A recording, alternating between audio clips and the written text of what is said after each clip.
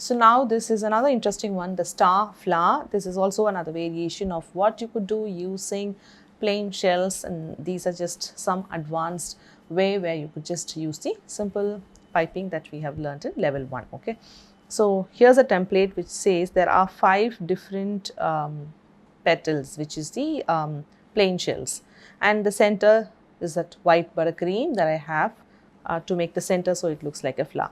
So here the lines show arrow mark, which means from the outside you need to pipe and go towards the center, and that's what the arrow mark indicates.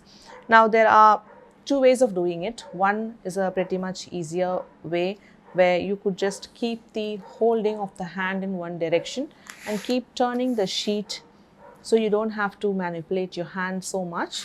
So I'm going to show that as well. And the other one is to actually keep the sheet as it is and then use the angle of your hand differently, and whichever suits you the best, you could just do that.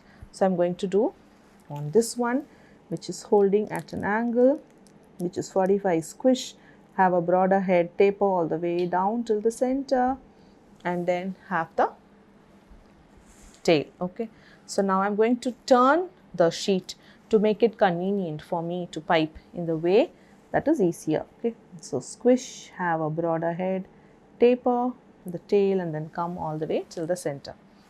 I'm going to turn the sheet, broader head is just individual shells in different directions.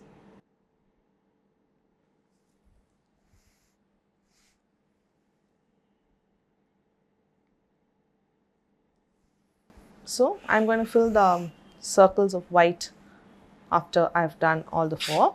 So onto this one, I'm not going to move the sheet, I'm just going to go around, change the angle of my hand. So the first one will be, and then the second one I'm just going to follow the line. On this, on this.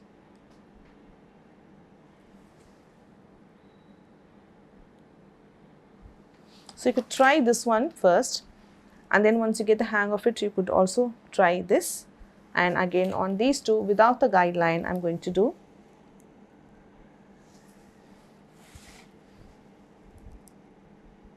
so when you're going to turn and do, you have better control of how you're going to place.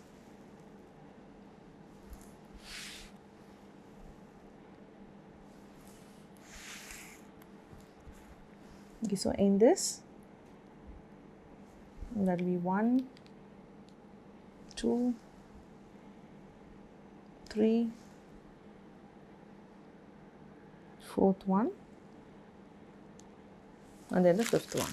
So here I see this bit of gap, and then I have a round nozzle fitted to a piping bag where I filled it with plain colored buttercream. Okay, there's no color at all, which is just the plain buttercream.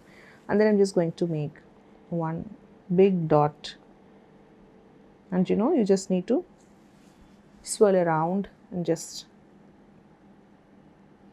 have a bigger center dot for the flower.